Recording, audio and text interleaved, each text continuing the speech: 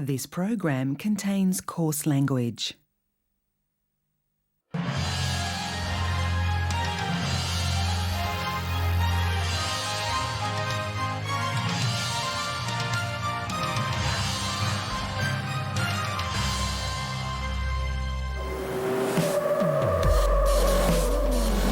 The year was 1978 and 8 in every 10 cars sold here were made in Australia.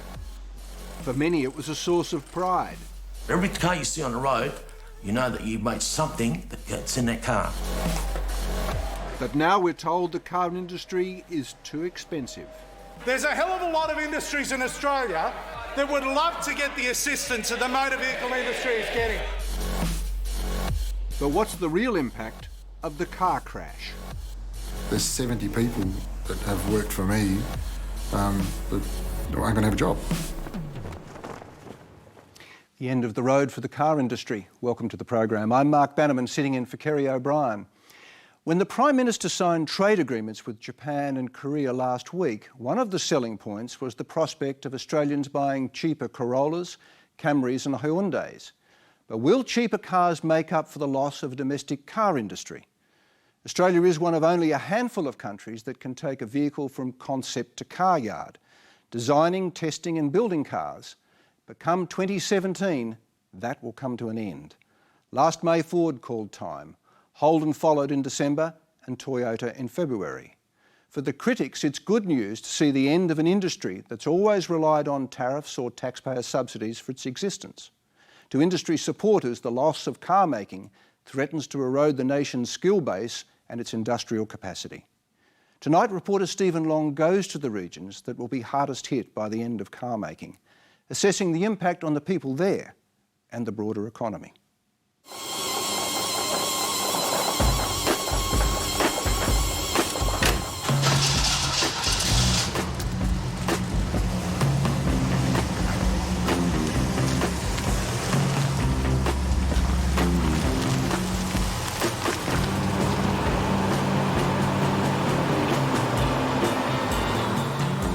It's a Sunday morning in Melbourne's outer suburbs.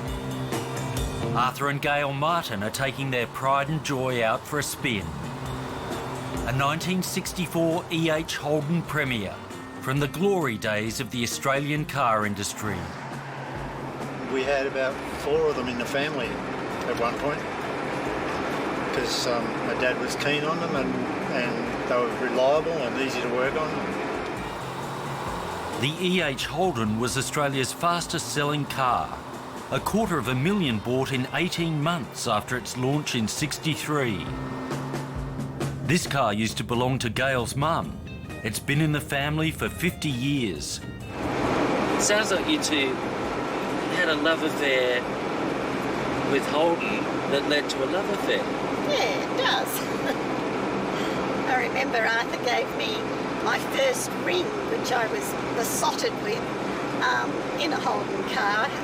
It was just a friendship ring, but that led to an engagement ring, which led to a wedding ring. It's an iconic brand. For me, it's been a symbol of Australian motoring. No other car performs like it, because Holden is the only car designed and built for Australia.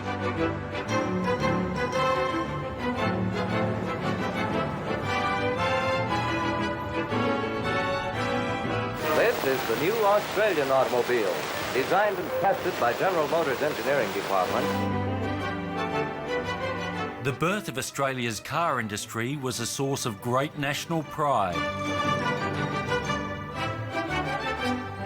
In 1948, Chifley wasn't just launching a car, he was building a nation, taking Australia into a future beyond wool and wheat. For much of the last century, the ability to design and build our own cars was equated with progress and development.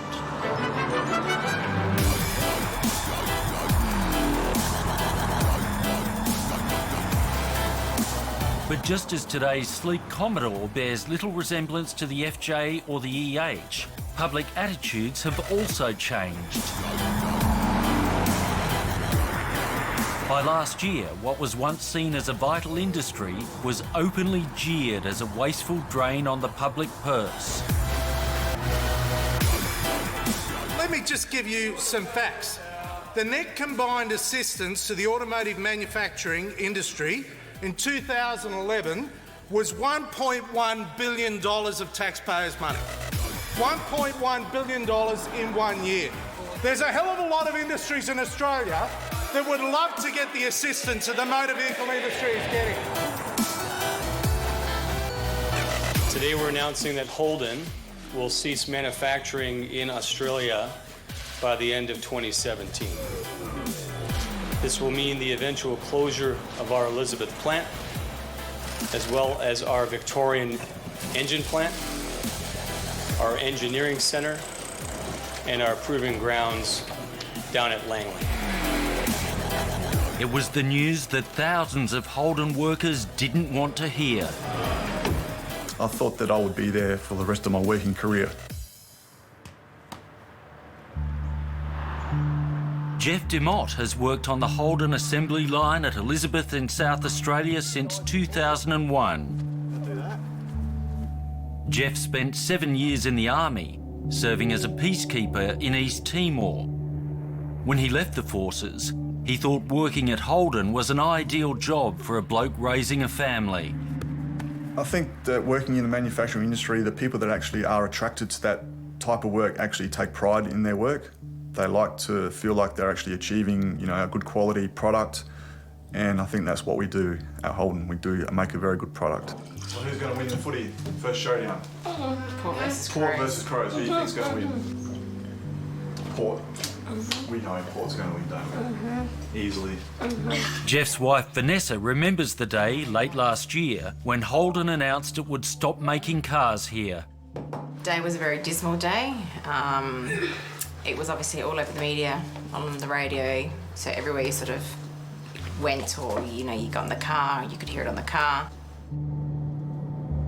The day of the announcement, I came home from work and basically I sat in my car when I drove into my driveway and I was listening to talkback radio, listening to all the people that were criticising us workers, criticising the union, saying that, it's the union fault for pushing the wages so high, which is just totally wrong.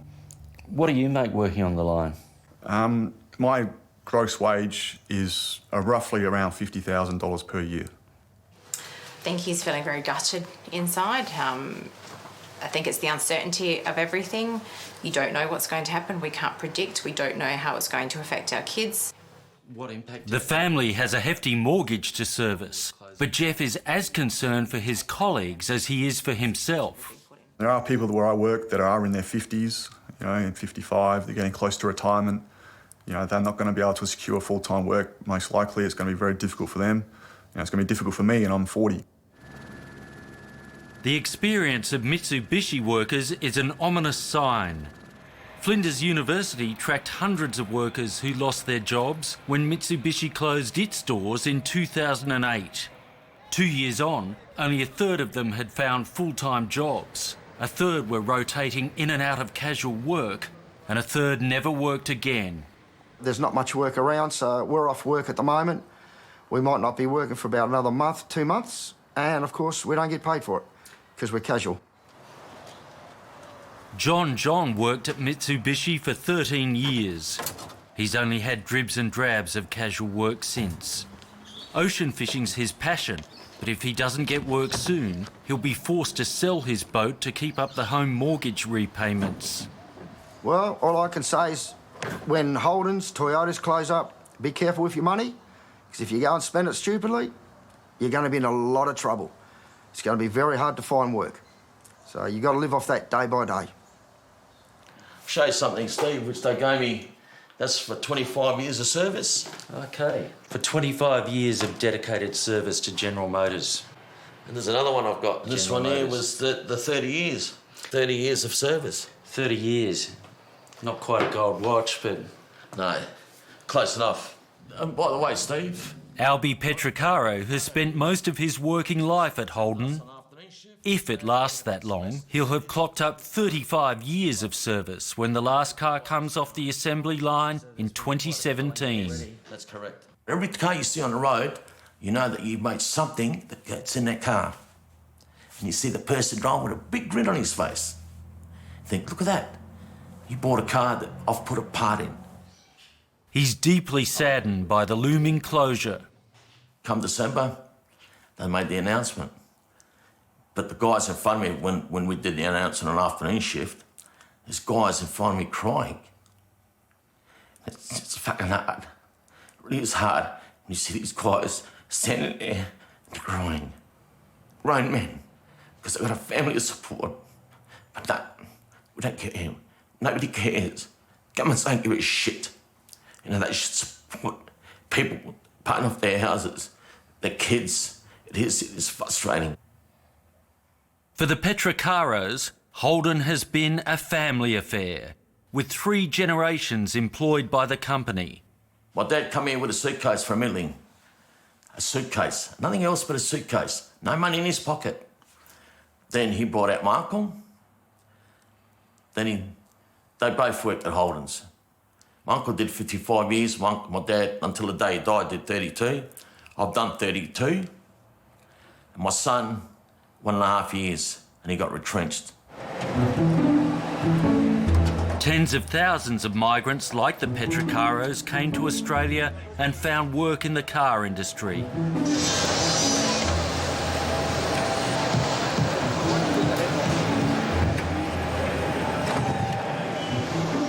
It was the post-war vision: populate the wide brown land, build the skills base, and grow the economy with a protected manufacturing industry providing decent jobs.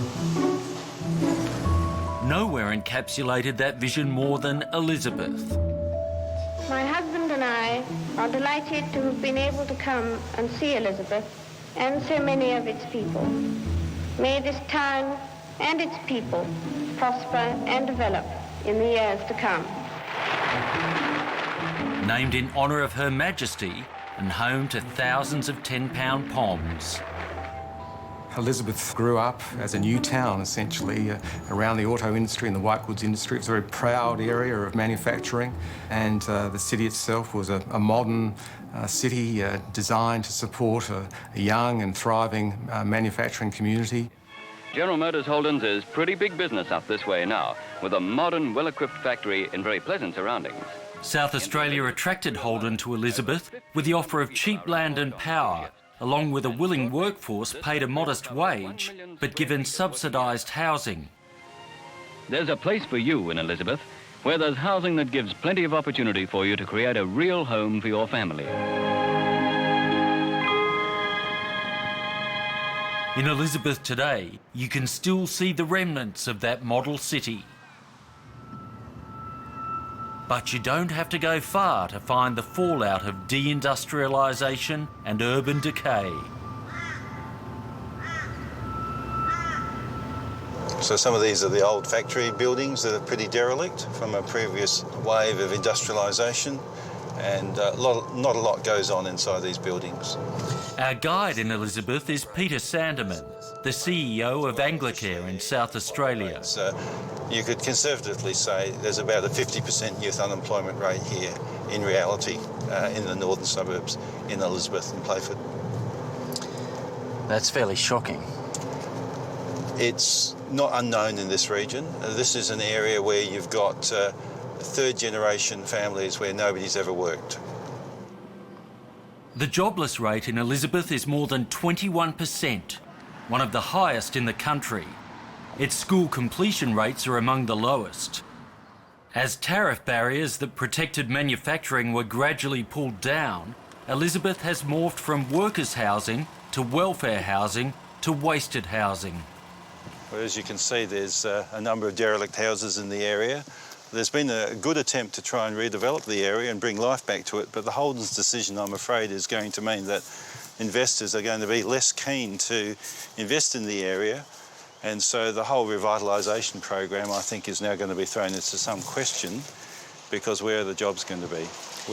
This was the model town, the new town that was meant to be Oh, in the 1950s, this was the vision splendid of the British Newtown coming to Adelaide. The designers laid out the place beautifully, walkable shopping centres, local schools, local churches, fantastic layout. But unfortunately, it's got everything it needs except an economy. This is now the growth industry.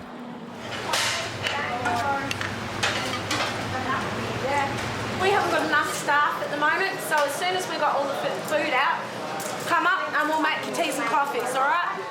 At Anglicare's Elizabeth Mission, they're doling out free meals for the poor. Thank you, my darling. You're welcome. Brenda Davis, a volunteer here, has lived in Elizabeth or nearby all her life. Jane, would you like sugar? 2 of her 3 adult children are unemployed. Thank you very much. How many people are you feeding here a day, Brenda?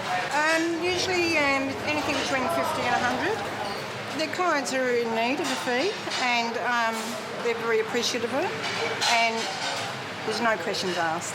Everybody's welcome. What do you think of the situation here in North Adelaide and Elizabeth? I think it's very sad that what's happened to Holden, and what could be in the end. We could be seeing a lot of clients in here. We could be seeing a lot more people to feed. No, it's $2 too. We were doing that. We were looking for something else. The demand for food parcels is already overwhelming.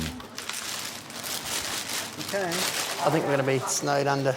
As you see now, we're hectic now. I can hate to see what it's going to be like down the track. I think we're going to be, full on.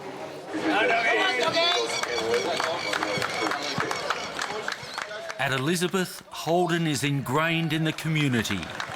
Welcome the senior team to the ground.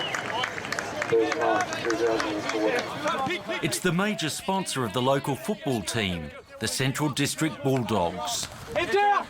Come on, bit of voice here, let's go! About half the club's members either work at Holden or have family ties to a Holden employee. When the news came through, what was the impact in the community here?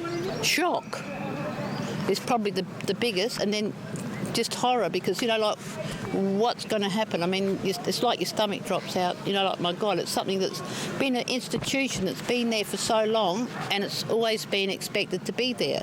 And all of a sudden it's like a bomb's hit. It's not there. This is the VF Commodore, the latest model and the last one they'll build here. And it's still one of the most popular cars in Australia.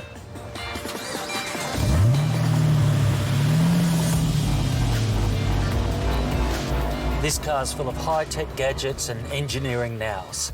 Built from thousands of parts made in more than 100 factories across Australia.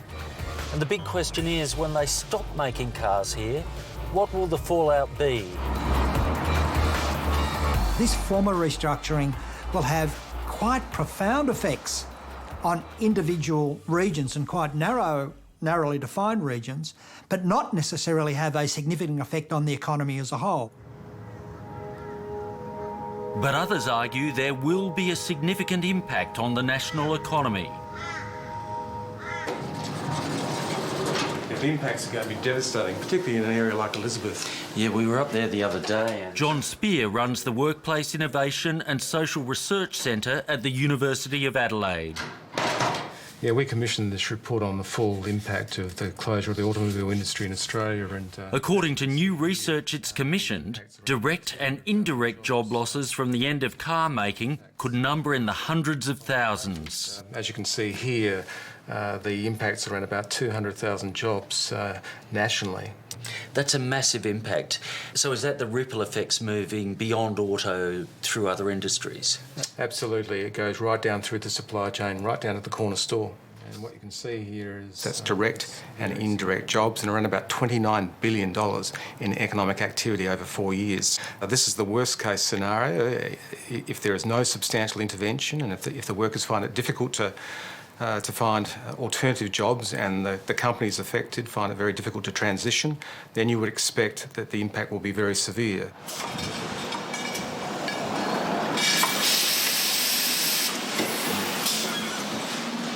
In Adelaide, Car Components has been supplying auto parts since the industry's earliest days, way back in 1928.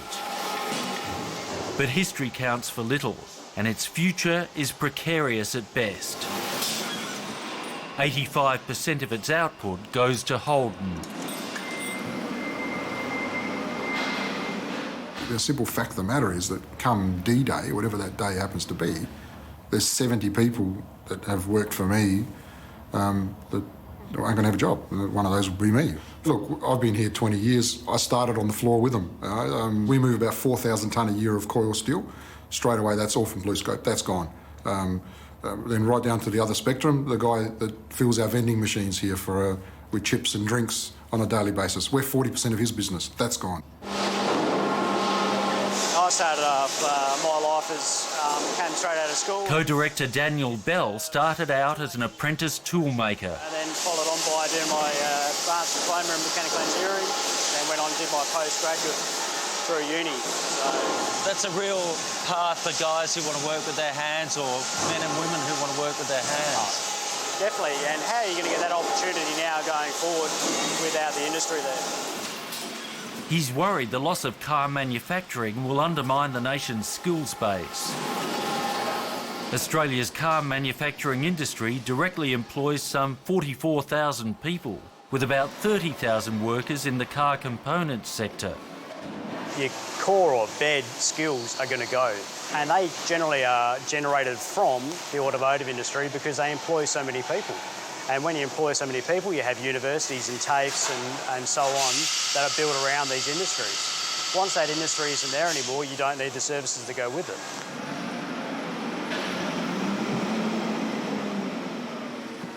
We can't all make coffees. We can't all serve cocktails for the tourist industry. You know, there has to be a wide spread of employment opportunities in any country.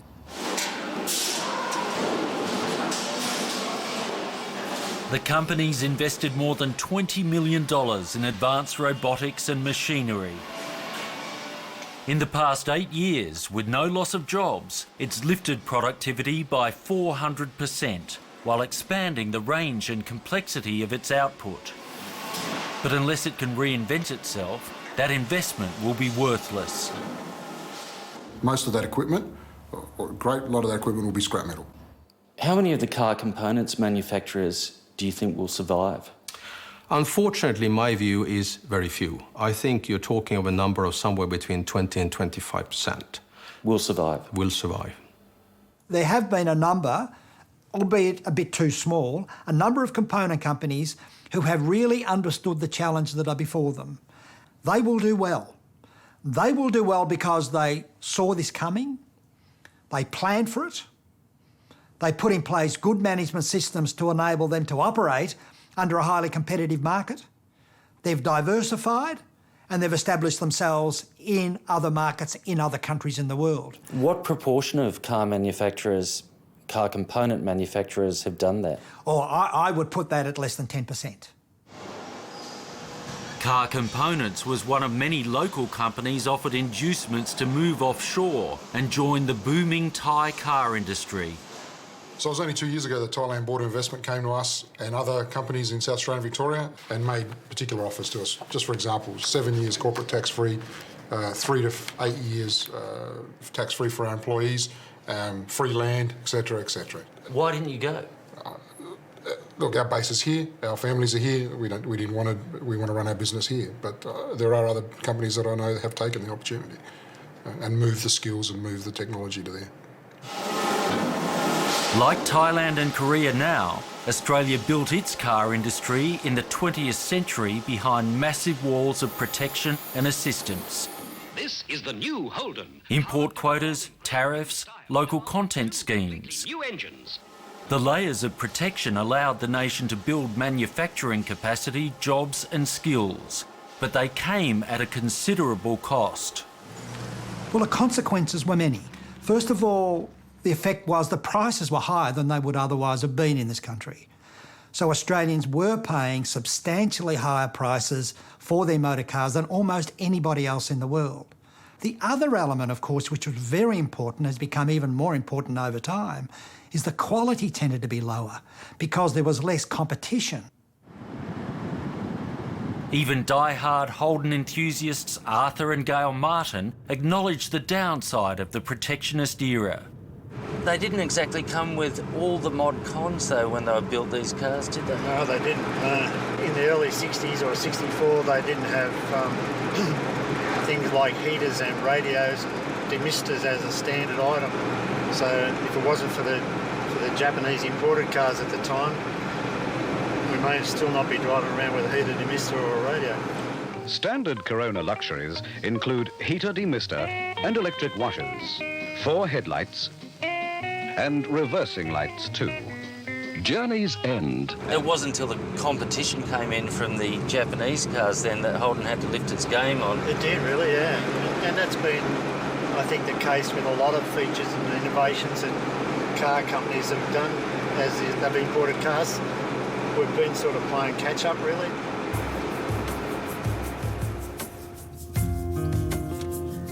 Arthur, Gale and the E.H. Holden reached their destination.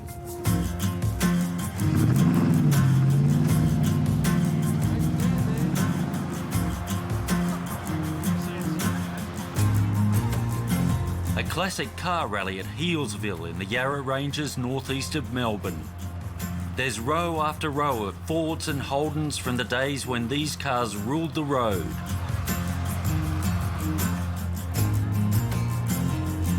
When this Holden Premier rolled off the production line in 1978, the trade barriers protecting the local industry were at their highest. But that was all about to change.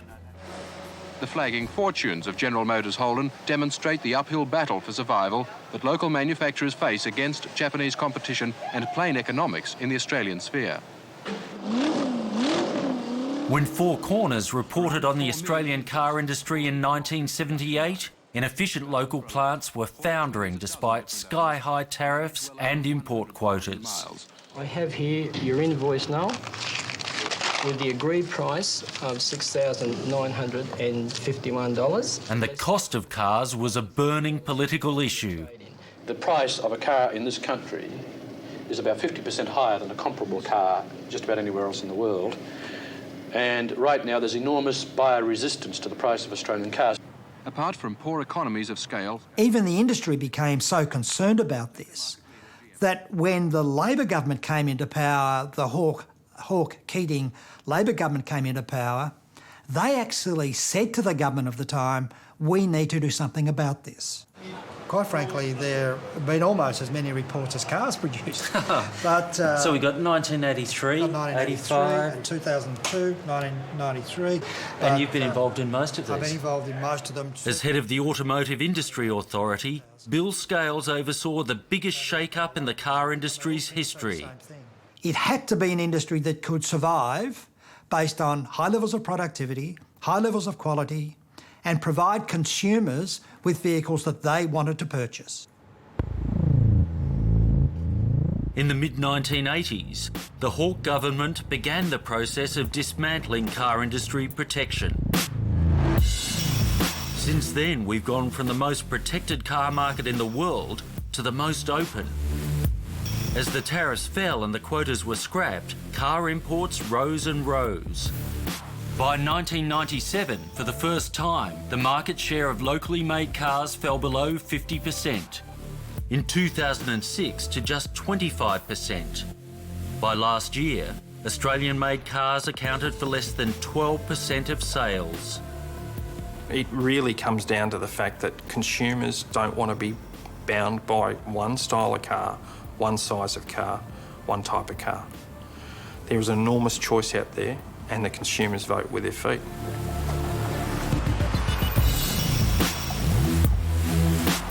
These days, we're spoilt for choice. 50 different brands, more than 330 different models. More makes of car on offer here than in the US, though Australia has a fraction of the population. It's the most competitive and fragmented car market in the world. So fragmented that a local plant could produce 4 of the top-selling models and still not be viable. If they produced the #1 seller in the small car segment, in the compact SUV segment, and in a couple of other segments, they would have only sold last year 75,000 cars. That's about a third of what you really need to do to make a factory work.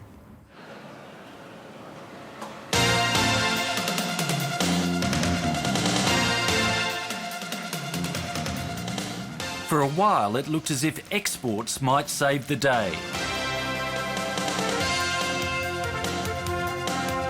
Three cheers for the 3 millionth export engine. Hip hip!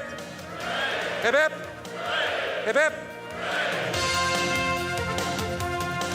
Then came the global financial crisis and the soaring currency.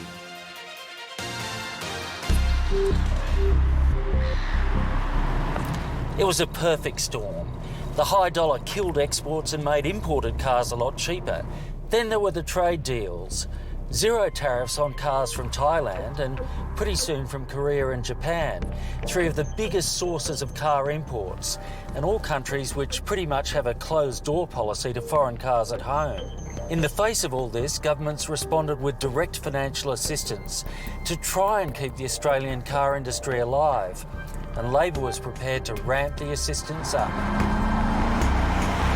I believe in the car industry. I believe in the 200,000 jobs which are supported directly and indirectly by the industry. This is an investment, not a subsidy. An investment in capacity, skills, innovation.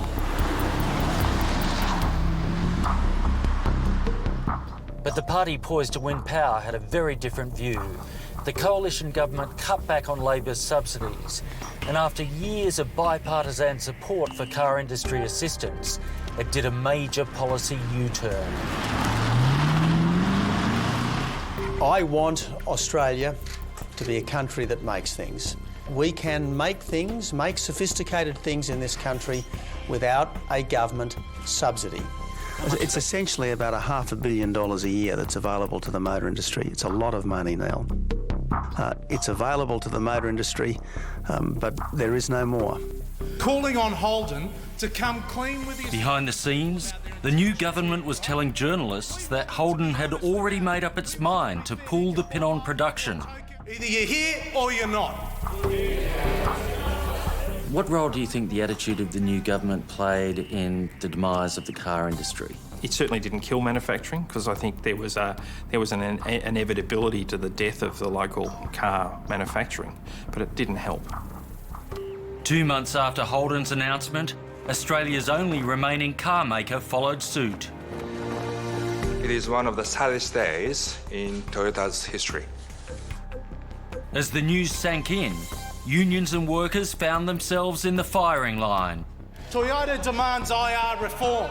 Remember that. When a government subsidises an industry, some of the gains of that will be snaffled by the employer, but the trade unions and the workers will see that and think, yeah, look, we want a piece of that action. According to Holden management, 90% of the workers at the Holden Elizabeth plant earn between $43,000 and $55,000 a year. Well, I mean, for quite a few of those jobs, which are pretty unskilled, by the way, that's actually a relatively high rate of pay. And they have other bits and pieces. For example, they have the roster days off. They have, lots of other conditions which a lot of other workers don't have. So you think 43 to 55,000 is a high rate of pay in this country? Well, it's all relative to the opportunity cost. And, of course, relative to unemployment benefits, it is quite a high rate of pay. Workers in general are sick and tired of hearing that they're greedy and lazy and unproductive when we've done everything we possibly could to keep the company viable and make our contribution to help Holden stay in Australia. For a guy your age... Murray Akehurst is a union delegate at Holden's Elizabeth plant. Well, during the GFC, we went to working week on, week off to keep the company viable, and even though that really hurt a lot of people, we're prepared to do it because we realised that, the company are in strife and we have to do this or we're not going to make it. We accepted a pay freeze for 3 years. The labour cost in car manufacturing is around 8 to 10%, and that means it's a very small chunk of the total costs. What role did industrial relations play in the demise of the car industry? Well, I mean, it played a part. It's not the central part, in my view. The central issue, in my view, is that there was never sufficient volume in this country to be able to produce the level of volume of vehicles that would enable the industry to survive on its own. As manufacturing dwindles and the industry that took the nation beyond wool and wheat departs, there are concerns that Australia is destined to become a farm and a quarry. What we are seeing in Australia at the moment is a rapid hollowing out of the economy. In other words, we lose our economic complexity. Joran Roos is a renowned expert on innovation, technology and the future of industry. He's advised governments in the UK, Scandinavia, Spain and South Australia.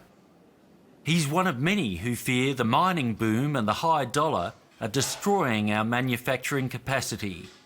If we do not make things, that means we do not sell things, but we still want to buy things. The question that becomes, where is the money going to come from that allows us to buy the things we want as a country? And yes, services will be able to do some of that, but to replace the manufacturing export that we do have, there's going to be a very, very large growth needed in the services industry. Compared to the services industry, manufacturing has high productivity, car manufacturing in particular. Unlike mining, it takes raw materials and adds value to them. If we do not have the manufacturing that adds value to the raw materials, we are not capturing all the value we can. And that has implications for our standard of living. We're just digging up things and growing things and sending them overseas unprocessed. Basically, that is it. And that is a big challenge for the economy. And if we do not change that and add more value, we are, relatively speaking, having to reduce our standard of living.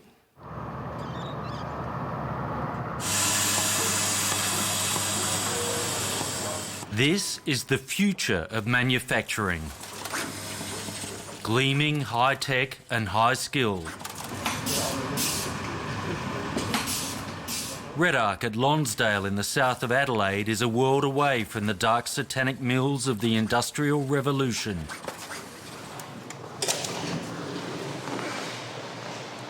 So once that door closes, then we can go in through the next door and into the clean room. It's hermetically sealed in here. That's right. We control temperature, humidity and dust. Wow, so what could you make here? We could even make medical products that's so clean. Incredible. Redarc makes advanced electronics. Its products include isolators that shift power between different batteries. The circuit board. So it's an amazingly quick machine, loads about 16,000 components every hour. The circuit design... Managing Director Anthony Kittle began his career in the auto industry. So like your smartphone. There's no reason why Australian manufacturing can't thrive moving forward. It has to be advanced manufacturing. You know, we can't be traditional manufacturers of the past where we're just putting a widget into a machine. We can adjust these rails down to suit you. Okay? Redarc began as a backyard operation with a handful of staff. It now employs 100 people and has a turnover of $25 million. But it didn't get there on its own. When Mitsubishi shut its Adelaide engine plant in 2005, Redarc gained a $1.6 million government grant tied to targets for job creation. It provided critical capital for expansion. Government's got to be involved. There's a lot about developing a new product. You can't do that on your own, so you've got to work with universities, and government has a role to play there as well in stimulating the innovation in a state, in a country. If it's just left to the market, what will happen? Oh, if it's just left to the market, then it's going to be bloody tough for sure. There was more than a hint of irony last month when luminaries gathered in Melbourne for a conference on the cars of tomorrow. Well, who would have thought, standing up here this time last year and standing up here today, that we would have managed to lose our car industry? But there were lessons on offer for Australia Neville Jackson. as it debates what role, if any, government should play in supporting manufacturing. In the early 2000s, the UK's vehicle industry was moribund. Lots of job losses. Overall, direct job losses there, 11,000. Using the Department for Business multiplier on indirect, that takes us to about 95,000 job losses from auto industry in the UK. You're beginning to feel what that is like in Australia, and we've been through it. After a wave of factory closures, car manufacturing seemed destined to die out. General attitude was that manufacturing was a sunset industry, that manufacturing was going to move east, was going to move to lower-cost countries, that making things was perhaps something that you couldn't do in the UK anymore, and the future was probably in services. Then Britain's finance sector collapsed in the Great Recession, and both sides of politics changed their mind. 6 years on, the car industry is the UK's biggest export sector, with a global reputation for innovation and quality. The turnaround in the UK really came from a view from government that we need to have a more positive strategy to what was called rebalancing the economy, that a lot of jobs were being lost. We couldn't make up for all those jobs in the services sector because they were the wrong type of jobs, and that we needed to find a better balance between manufacturing, services and other sectors, particularly advanced manufacturing, where you would look for very high quality, you look at added value, not necessarily very simple components, but things that could actually add value to the economy. Would you have achieved all that if the government had merely left it to the market? In my view, no, absolutely not. It just would not have happened. Can we transition towards advanced manufacturing simply through the market, or does government have to play a role? I mean, what is the evidence that governments really help on this? You know, like, I lived in South Australia for a long time, and they'd have sort of precincts and clusters and bureaucrats sort of giving out free advice and the like. You know, I'm not sure that that sort of thing ever works at all. Where do you see Australia's economy in 10 years' time? Well, I see two scenarios. One in which we decide to take decisive action, and one where we just lean back and look at what's happening around us. In the second one, I think Australia will start to become a third world country in its living standard. We are not going to be able to maintain the living standard we have now because the money that we generate into our system is too low.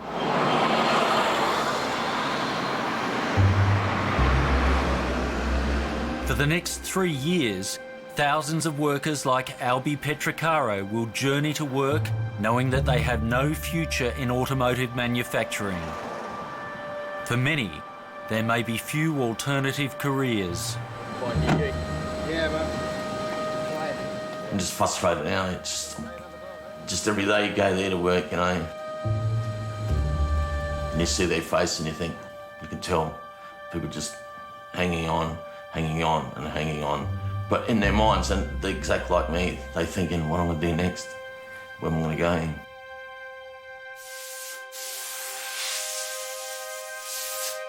Across in Melbourne, Arthur Martin is doing up another old Holden. This one's an EK, just like the shiny car with those slick fins that was used to attract migrants to Elizabeth all those years ago. I reckon she'll be a beauty when she's finished. Yeah, it'll be a nice car. I'm looking forward to that. I remember when they were brand new and off the production line, they were a good-looking car.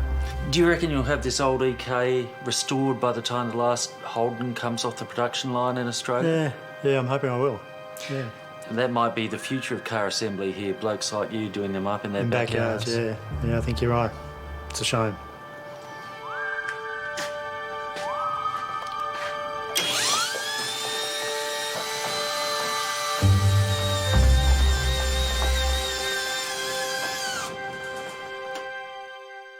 And we should tell you, Industry Minister Ian Macfarlane was unavailable to participate in the program. He has issued a number of press releases and statements which are on our website. A spokesperson for the Minister has told Four Corners that the Australian Government is continuing to work with industry in South Australia and Victoria to build the industries of the future. Next week on Four Corners, a special Easter Anzac Day presentation. 70 years on from the D-Day landings, we relive the drama and the horror of these events that were crucial in ending World War II. Until then, good night.